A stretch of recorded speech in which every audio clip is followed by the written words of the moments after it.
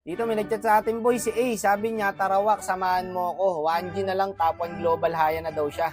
Hindi ka nagkamali ng in-invite, Brad. Ako na magpapatop 1 global sa'yo. Nasa kamay mo ang pangarap ko, Wak. Huwag ka mag-alala. Hawak ko ang beat. Hindi nga updated yung badge niya dito guys, so top 3 lang siya. Pero pagkatas na itong laro na to, top 1 global na po siya. Buti ako tinawag niya, no, para ma-sure na yung top 1 global niya. Malas pa nga, sila Sendo yung kalaban. Mga arang sa RG to eh, kilala pa nga ng kampi guys, oh. Tapos dito, global din pala yung guard nila. Kilala ko tong Sendo guys, itong YSS. Kasama ko dati sa ano to eh, magbenta ng tanso. Ito ang bida talaga, yung pakito guys, ang galing pumesto. May turtle na kasi. Kaya dito, pinok niya na yung YSS. Kaya naka-early kami. Yan talaga nagpanalo eh. Early pa lang. Yung pakito guys. Tara, huwag na natin pa-farmin yan. Baka makabawi pa eh. Malakas pa naman mag-YSS yan guys. Yung Sendo na yan. Kagong galing ng EXP namin, Brad. Dito, wala ma-farm yung YSS boy. Kasi inaabangan lang din siya ng pakito eh. Yun yung gagawin ng pakito ah. O, nakaabang lang sa kanya. Ganyan mag-EXP, Brad. Iniwan niya na nga rin yung lane niya eh. Tumasama na siya, oh. Ang galing, oh. Follow up sa set ko. Low yung YSS, ha. Nice one. Okay lang. Good trade lang. Naka-early na rin si Ace dito, guys. Kaya medyo nakakahinga-hinga na yan.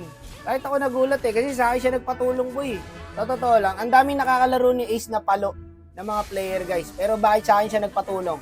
Dapat gets nyo na yan. Bigyan na natin to, boy. Kasi pag din talaga si Neto mag-grind, guys.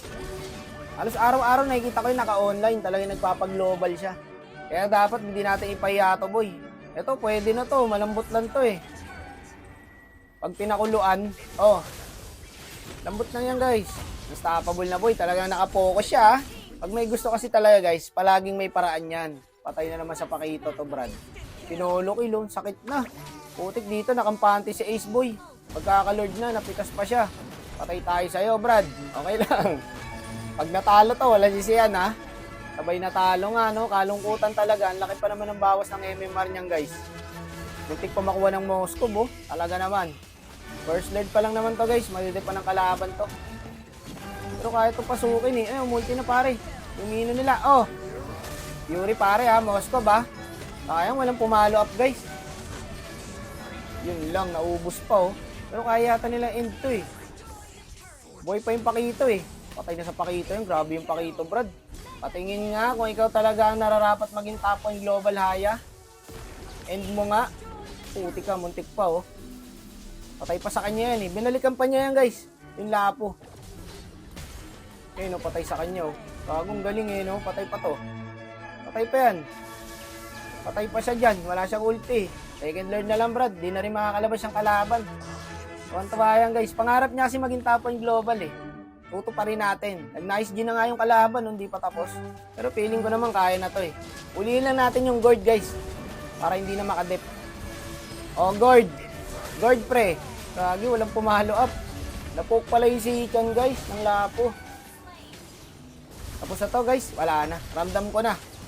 Ramdam ko na boy, lock tower lang. Yung Moscow ba, buhay pa rin. Kagi ka.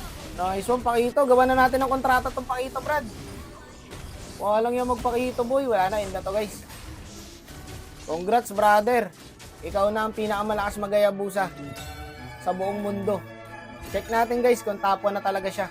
Hindi kasi updated to eh. Kaya dito, second pa rin siya. Pero lamang na siya sa MMR guys eh. Tignan nyo, 80-85, dapat siya na yung una. 80-60 lang yung first eh. Kaya dito nag-recon ako. Ayan, siya na nga. Congrats Brad. May isa na naman po tayong kababayan ang natupad ang kanyang pangarap. Tapos dito nga, oh, nag-I love you pa siya. Bading! Ikaw bading! Ikaw bading!